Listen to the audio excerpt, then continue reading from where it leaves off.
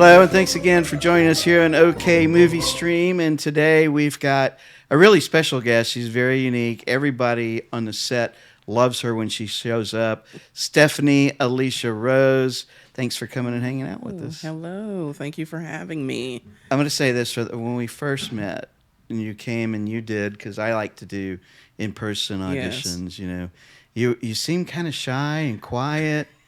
And he had like a driver, and we were like, "What? Who the heck is this?" And then you knocked it out of the park with your audition, made us all laugh the way we were hoping that this character would be able to play out. And are you shy in person? No, the thing, no, I'm really not shy. I'm just reserved before I get to know people. And also, it had been a while since I've been in an in-person audition. It's Right. been mainly video auditions, like self-tape. So it was interesting to actually come in and that nostalgia of just being like, oh, okay. Yeah, I know. You look like we I'm were looking. gonna rob Yeah, I you know. or something. I was looking around like, oh, okay. I'm here, all right. I hope I do what I need to do.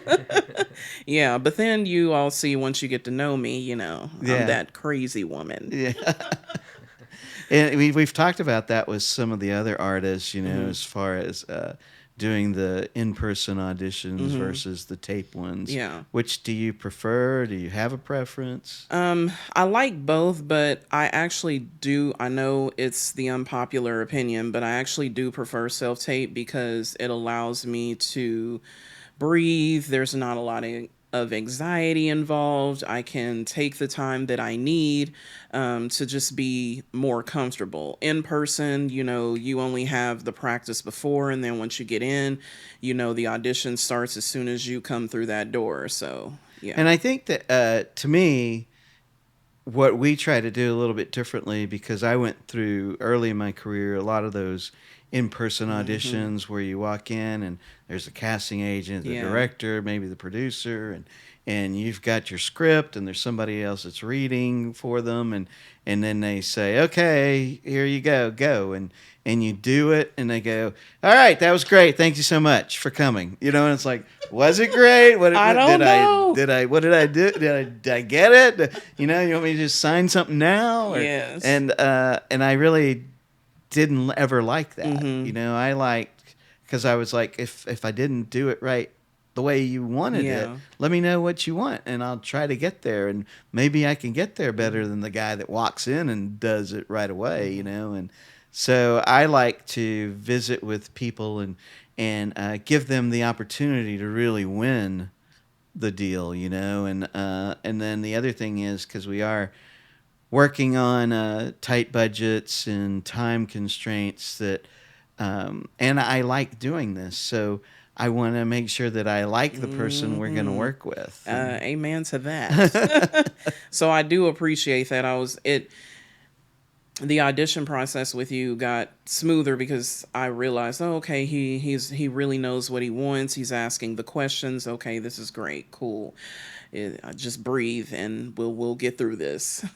And one of the reasons we asked for you to come visit with us today is because you do have such a wonderful personality, and you were Thank you. involved in a lot of different elements of being in the world of movie making, that you have a lot to offer. And then I also feel like that the advantage that the bigger actors in the world have that we don't have is that people get to know them. Yeah. And once people get to know you, they want to be your fan. They want to follow you. They want to.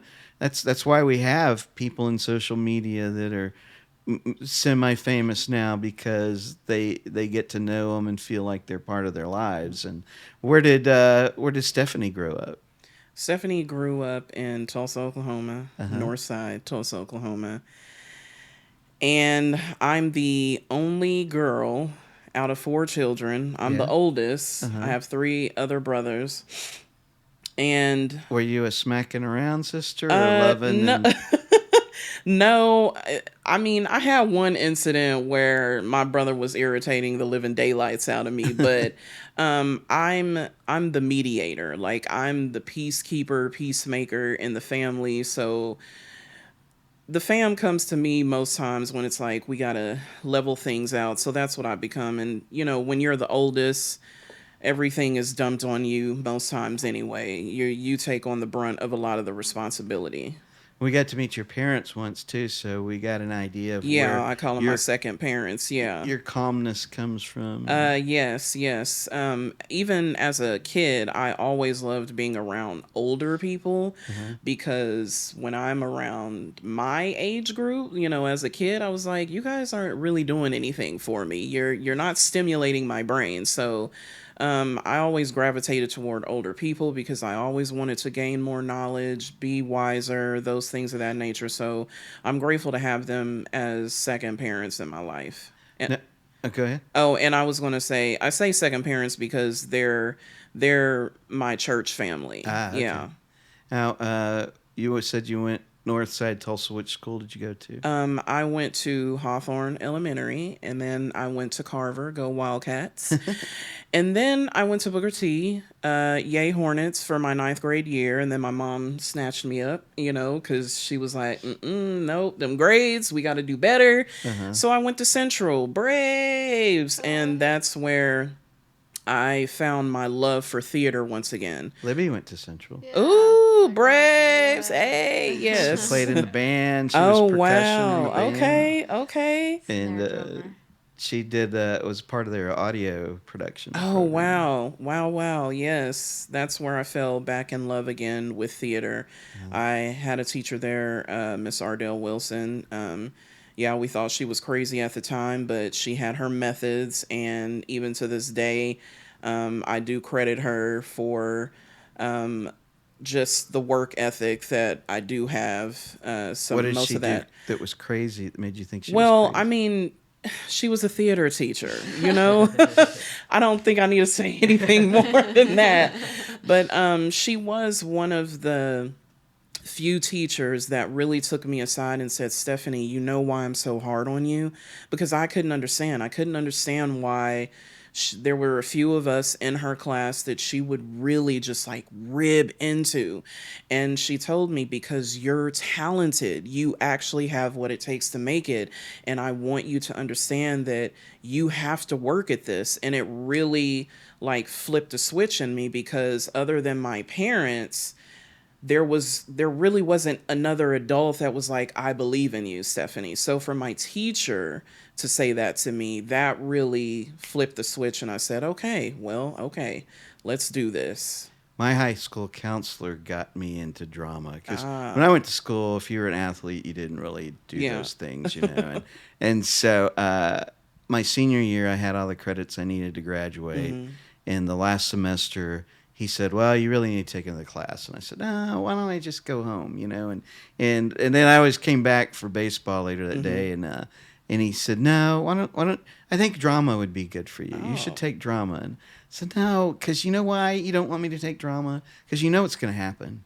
I'm going to get in there, and then I'm going to do well, and then some guy from Hollywood is going to drive by, walk into our class, take me out of there to go to Hollywood, and I'm never going to graduate high school. It's going to be your fault." Uh-oh. And he didn't buy. He said, "Right there, that's why you need to be in drama." Wow. And me and my buddies had so much fun in there putting on like Saturday Night Live kind Oh, of skits wow. that people from other classes used to come and watch us. And That's awesome. so I never did any real theater. But did you when you were? Oh, well, yes. Yeah, I started out when I was 10. I was doing theater in school. I still remember my first just moment where I realized this is what I want to do for the rest of my life. I was narrating for the Three Little Pigs in the fifth grade. You So remember any of your yeah, lines? no, I do not. I do not. I just remember the moment. I was in all black. I was the narrator. I was downstage left in a chair, and the play is over. And the teacher is announcing all the students who were in the play, and I'm just standing there clapping, and everybody, the parents, teachers, students are clapping. And then she says my name. She's like, and Stephanie Rose as the narrator. And I'm like, why is she saying my name? I'm just the narrator. This is 10-year-old me. And then it's the weirdest thing because I heard this noise and it was different to me. And so I looked out into the audience and I saw all these people. I saw my parents way in the back clapping and cheering, and everybody else was happy clapping and cheering. And I was just like, I made these people feel this way. Right. I want to do this for the rest of my life. And that's when I knew I really wanted to act, and I just continued on through. When did you have a role that you thought, I am an actor? Oh, well, I would have to say when I was in college. Because it was kind of a bit of a struggle in high school, only because my theater teacher was giving us stuff that was more mature. You know, Dark at the Top of the Stairs for a 16-year-old is super mature. Right. So it was hard to get into the mindset of a 40-year-old married woman at 16 years old, but I tried. But it was in college when Dr. Rodney L. Clark, yay, Rodney. Where'd you go to college? I went to TCC. I first went to TCC. And so Southeast Campus, their theater program out there. And he wrote an original script. And I remember going into that auditioning for a specific role. And I said, oh, I know I got that role. I nailed that. Yeah. And then I see the list. I didn't get cast. I'm like, something is wrong. Because I should have got that role. But it turns out the girl who did it ended up getting sick or whatever. And so they cast me. Did you do anything to get the girl sick? Oh, wait, No, I did not. Yes, you see that in the movies all the time. No, but I was a social worker. I was playing a social worker, and I knew at this point I really wanted to be serious at my craft. So I went with my cousin to a meeting that she was having at DHS just to get some homework in. Let me see how these social workers treat the clients and whatnot. So when I finally had my performance, I was only on stage for 5 minutes, and I played the mess out of that role. And I could hear the audience reaction like, "Oh, no, she didn't." And I had to keep my composure for the 5 minutes. Yeah. And after the show, people were walking up to me like, I know that you were just acting, but my gosh, you made me so mad. I just wanted to get up and slap you across the face. That's when I said, okay, yeah, this is it. That's when I knew that, okay, I'm an actor. Yeah. Yeah. That's like a great feat. I used to do this little, it was kind of like, in the movies when they show them on Saturdays and somebody's like the host, and between the things, I used to do it dressed like a nerdy character. Oh. And I used to call him Mr. Buttman, and I'd have my hair all in different costume on, and all the the pens and stuff. And one time I went as in Halloween dressed like that. Oh, wow. And so I was in a Walgreens, and the person at the cashier said, "Oh, are you dressing up for Halloween?" I go, "I don't know. I'm thinking about it." And so I love that. Then she was like, and went into like, like she was embarrassed that she said that to me, and that's when I know I was an actor. That's awesome, because I do stuff like that all the time. Like, praise God for my friends that love me anyway, because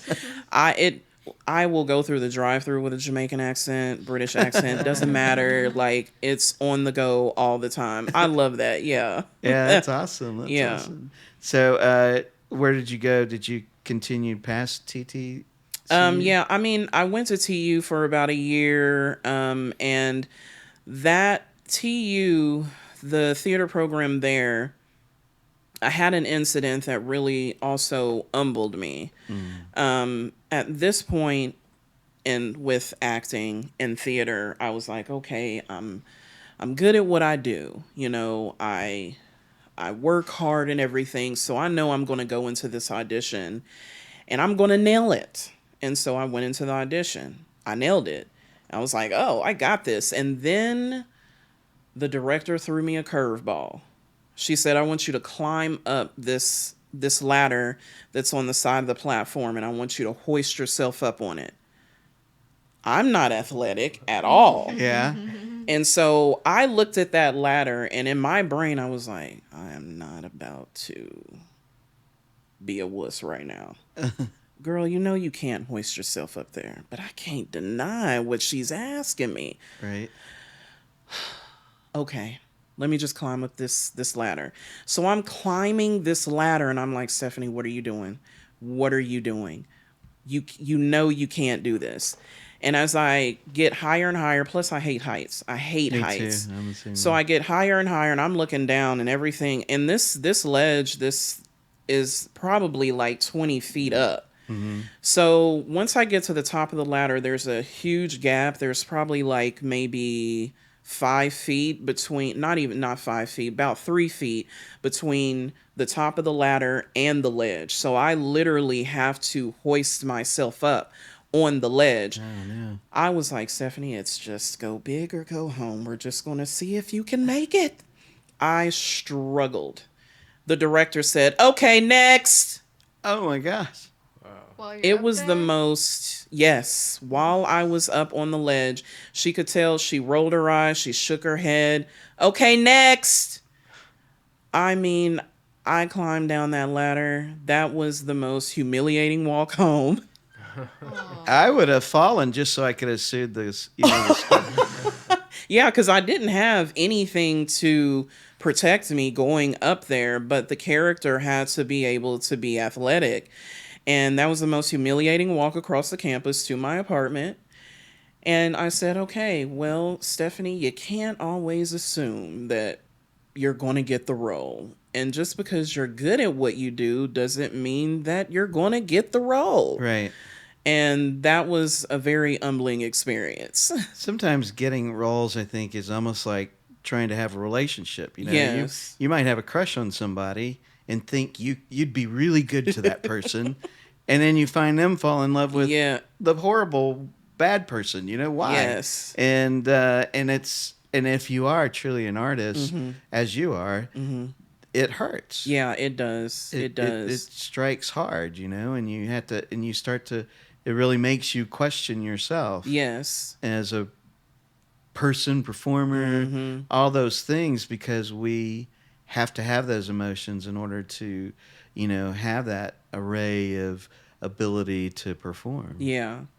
And even though it was a humbling experience, after I had about a day or two of like, oh my gosh, Stephanie, what are you doing?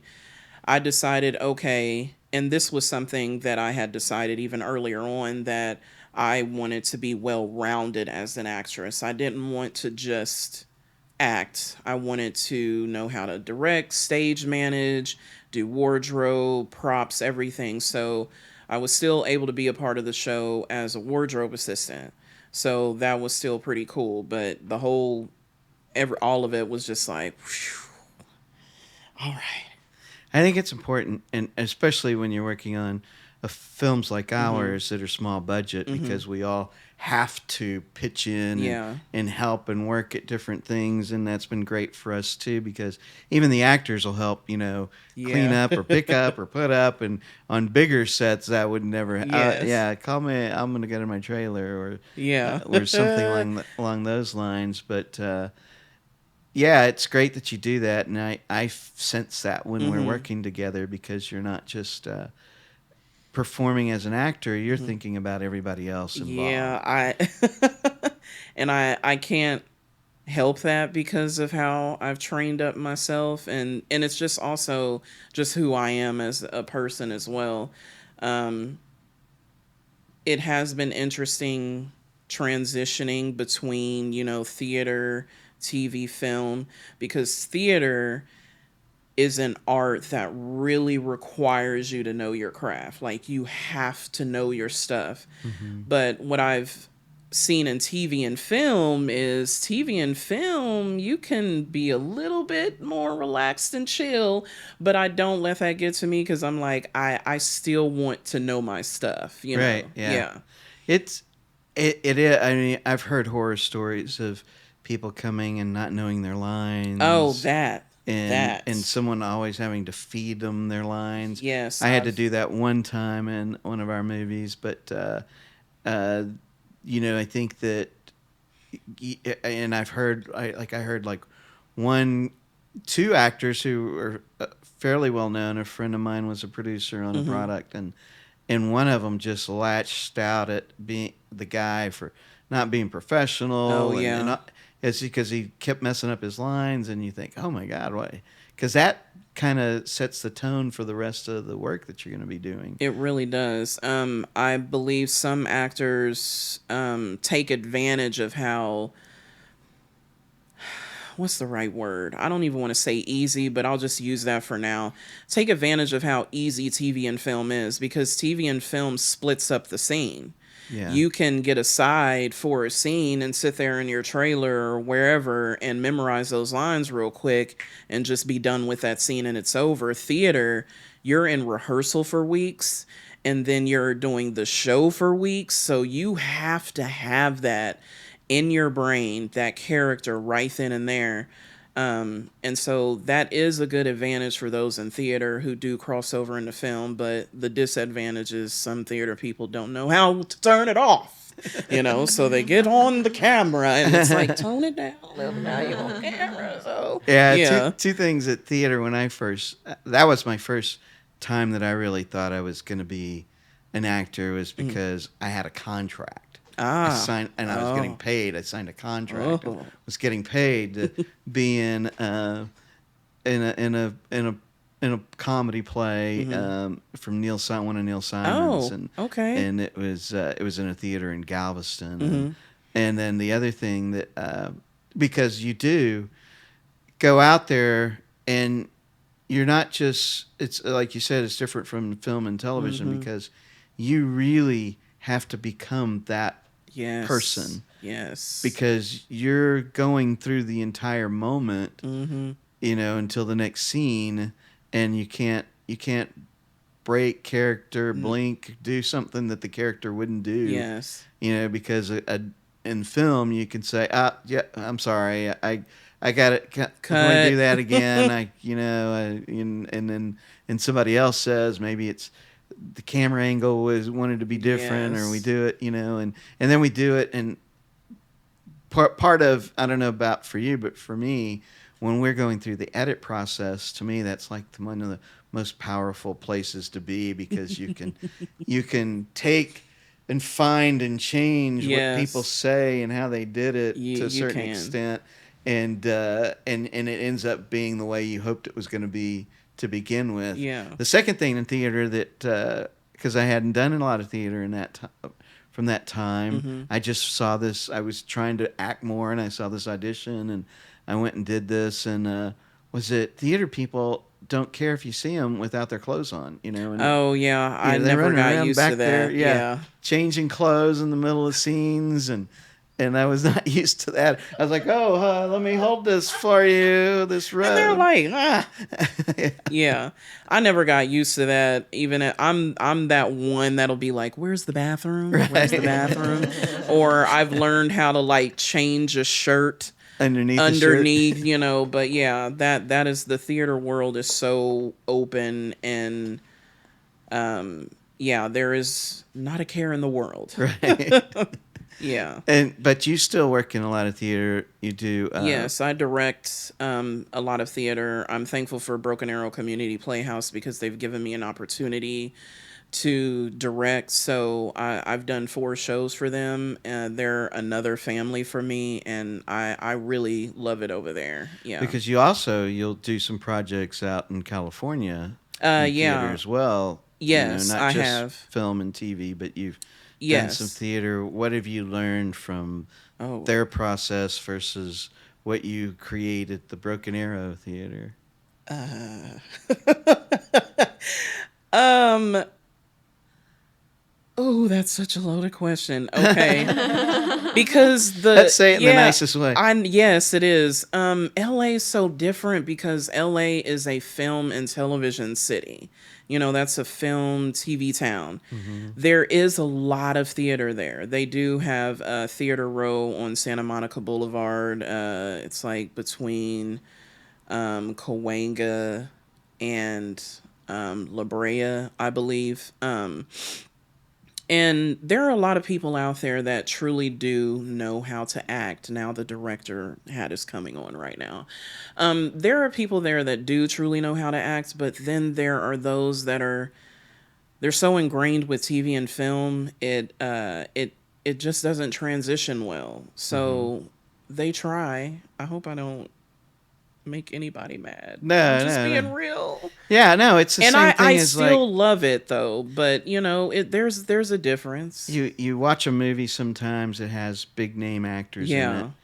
and they're like maybe the whole cast you've seen before, but then the movie is not good, and you're asking yourselves why, all these people know how to do their Yes. job.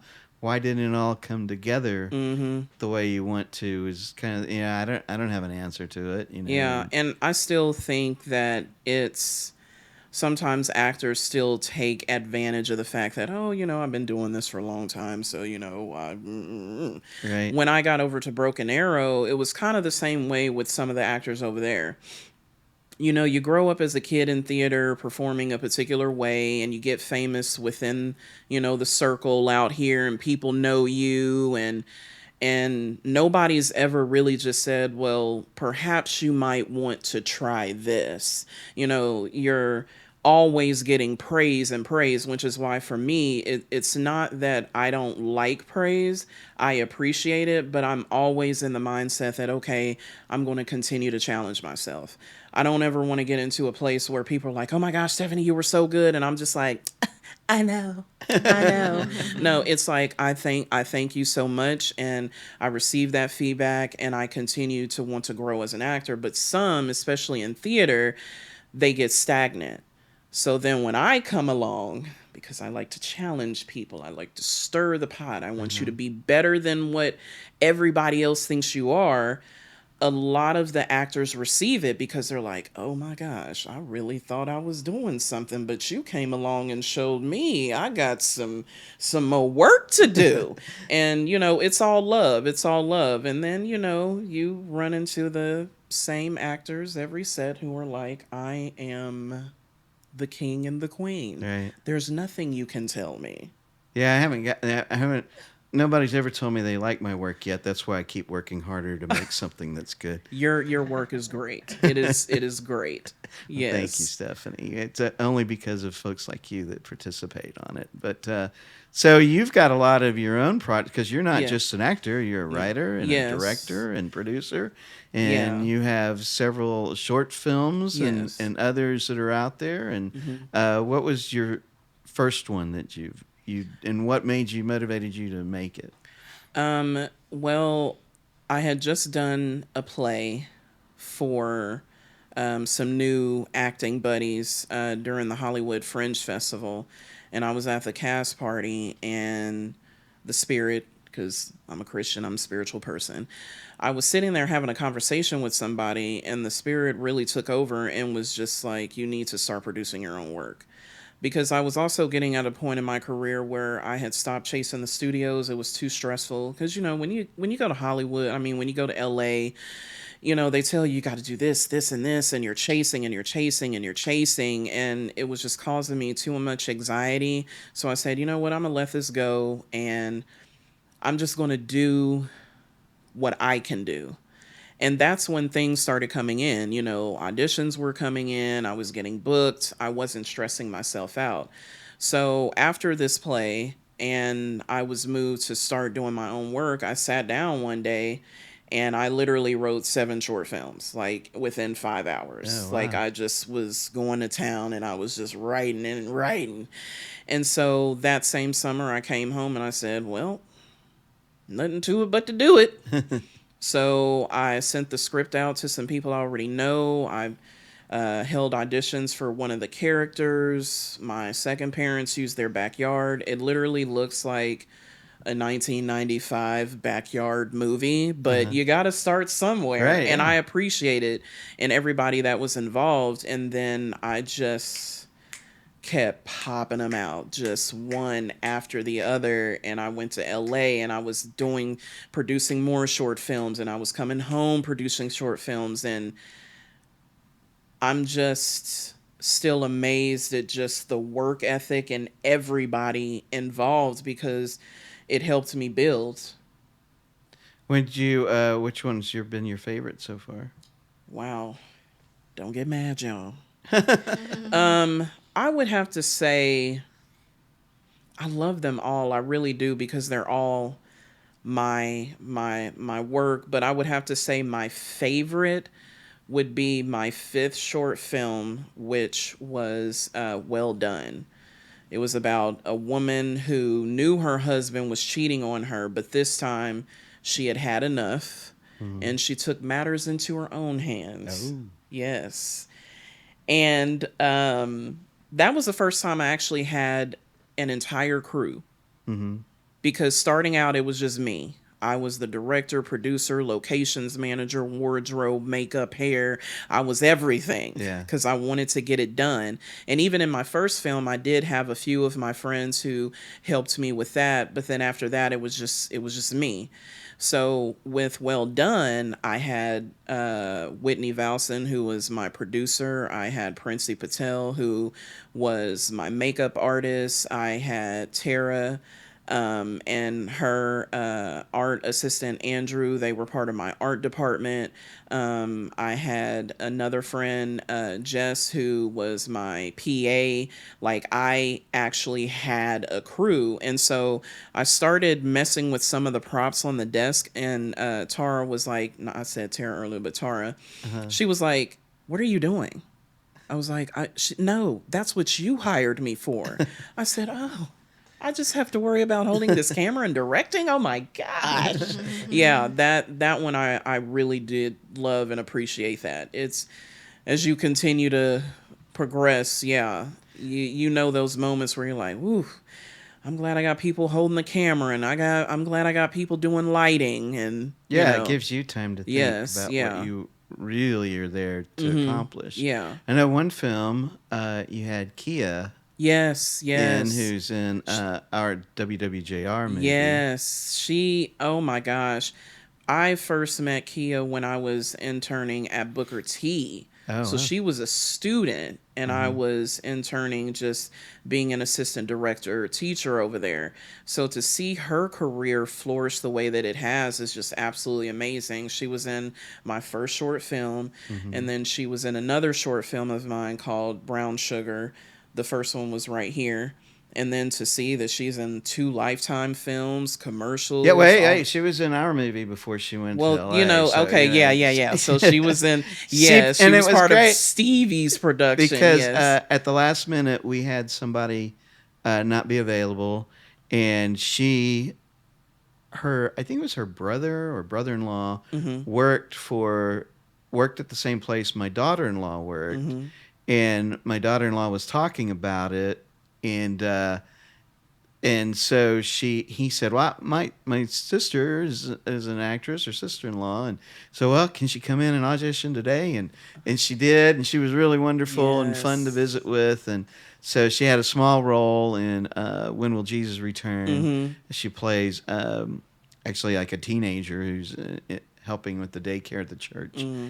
and yeah, it was just great. And then we reached out to her because we wanted her to be one of the girls in Heaven's Date, Ah, yeah. and Oh, okay. yeah, and so we wanted her to play one of the leads, and she called me back and said, "Well, I'm in LA right now." And then Mm. next thing I know, she's in those Lifetime movies Yeah. and doing all that great stuff. So Yes. she's pretty awesome. Yes, she is. She's great. Yeah, and you did a basketball movie, and I was wondering, isn't there one of your movies a basketball movie? Oh Here? yeah, I did. See, you see, I gave you a crazy look because I've done so many, so I have to like go back into my brain and go, oh yeah, yeah, yeah, okay, And I say, yes, well, is she a big basketball fan? Do you know basketball? Yeah. yeah. I do like basketball, but that particular film, I partnered with a friend, like a family friend of mine named Brendan Smallwood. Uh-huh. He's into filmmaking as well, and writing and creating. film. So he wanted me to write something for his company that he has. So we collabed on that, and he had his people come on. A lot of us, we just said, okay, let's go out there and do it. And so we went to the gathering place. We filmed on the basketball court and the tunnel, and we just put it all together. And we've collabed on other projects as well. So yeah. And the thing I love about your acting, it's you're not, as we work with a lot of actors, is that some of them feel constricted. They don't trust their body as much as you do. Oh, oh. And you have you're a person of a thousand faces and looks and just like during Heaven's Date at the premiere, people just laughed when you raised an eyebrow, and that was just so great to feel and see. Yes. Movement is a part of acting, and a lot of actors, especially in theater, some do feel restricted. They don't. It's weird. You'll see them in the green room and they're chatting it up and they're having a good time, and then Right. it's time to get on stage and it's like, I don't know what to do with my hands. I don't know what to do. But I'm such a crazy lively person, so I love using my hands and my body and everything like that. So it's fun, and I love comedic actors like Eddie Murphy and Martin Lawrence and Jim Carrey, Will Ferrell, all of them that like are constantly using their bodies and faces and everything to perform. Yeah. A minute ago, it kind of reminded me of something I remember of Eddie Murphy when I asked you which one was your favorite movie, and you said, "Forgive me, y'all." One Yeah. time he was on Johnny Carson, Mm. and Johnny said, and it was like when his career was really taking off. Is there a woman in your life? And Eddie was like just sitting there, didn't want to say anything. And Johnny goes, "Well, come on, you're big, successful." And he like looked in the camera. "Baby, you know who you are, and you know I love you. I don't have to tell the world I love you." Just to cover his bases, yes.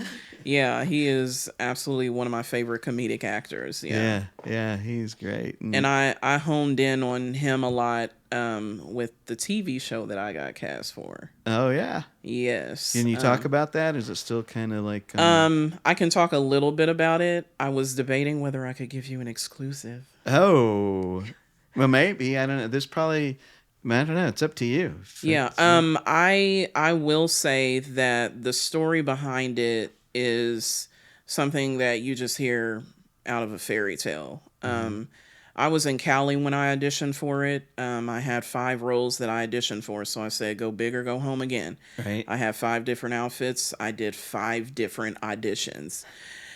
Sent them in. 2 weeks later, my agent, Christina, absolutely amazing. I love her. Sent me a call back. They want you to audition for 2 other roles. I said, okay. I auditioned for 2 other roles. Once again, this has only happened a few times in my life, so this is when I know for a fact that this is mine. I said, okay, I told myself if they cast me, I know it's going to be 1 or 2 roles. It's going to be hands down 1 or 2 roles. And you didn't have to go up a ladder. No, I did not. Okay, Thankfully. Thank God. So then a week later, I get an email that says, "You've been booked. They would like to offer." This is the first time that I've been in this part of the TV world. I've always been cast as background, so I know what that process is like. Now I'm getting an offer. That's new territory for me. So I'm like scrambling, getting in contact with my friends in LA. Like, what is offered? Da, da, da, da. Oh, that's what this means. This is what. Da, da, da, da. Okay, I got you. Because I don't want to be on set looking stupid or whatever. I need to know my stuff. Yeah. So I'm looking at the email. I'm scrolling, and I'm like, offer, and they show me for 2 characters, and I'm like, huh? 2 characters? That doesn't make sense. Like, how they're offering me 2 different roles? How's that going to work? And I said, well, this is a quirky comedy show, so I mean, I'll just do like Eddie Murphy. I'm probably going to be one character, and then they'll dress me up to be somebody else. Right. So I get to the set, and it's the first day of set. And once again, I'll never get used to the whole, Stephanie, what is it that you need? Do you need water? Do you need whatever it is that you need? Like, just let us know. Yeah. We're What do you want here on your for bagel? you. Yes, like I'll never get used to that. Yeah. So the director pulls me aside and he's like, "Oh my gosh, your audition was great. I mean, do you even know the story behind that?" I said, "No, nobody told you?" "Oh my gosh." So you auditioned for this role and you auditioned for the other role. Mm-hmm. We were arguing about what role to cast you for. We did not want to cast anybody else for those two roles. Wow. I was like, "What?" He said, "Yes, you did so well." We were arguing. And then we decided, wait a minute. We'll just write them as twins. Oh, wow. So they literally, based off of my audition, rewrote a character into the script as a twin. And he was like, "That was all you."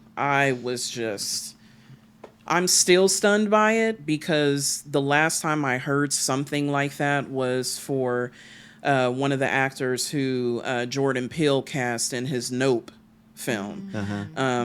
The guy that was in the film auditioned for it, and Jordan Peele loved his version better than what he had actually written. So when he called him up to say, "Hey, we want to cast you for this role, and I'm letting you know now that now I have to go back and I got to rewrite your role because I like what you did better than what I wrote." I'm like, that is amazing. Yeah. And then to get What on an this honor. TV set and the director tell me that, I'm like, oh my gosh, I didn't know something like that could happen to me.